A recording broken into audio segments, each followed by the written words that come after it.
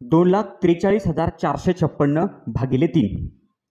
2,43,456 आतमध्ये लिहिणार, बाहेर 3 लिहिणार. आता एक अंकी संख्येनं एक अंकी संख्येला भाग देणार. मग आता 3 ने जर आपण 2 ला भाग द्यायला गेलो तर 2 लहान आहे, 2 ला भाग देता येणार नाही. मग आपण सुरुवातीला शून्याचा भाग देणार. या ठिकाणी लिहिले 0, 2च्या खाली 0, 2तनं 0 गेले, खाली राहिले 2, पुन्हा वरून घेतले 4. आता 3 5 15, 3 18, 3 7 21, 3 8 24.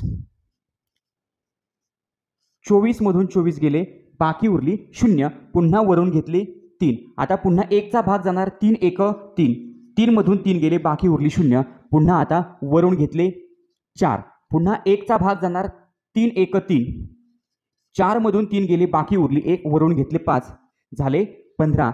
3 5 15, 5 चा भाग जाणार, 15 मधून 15 गेले, बाकी उरली 0, पुन्हा वरून घेणार 6. आता पुन्हा 2 चा भाग जाणार, 3 2 6, 6 मधून 6 गेले, बाकी उरली 0.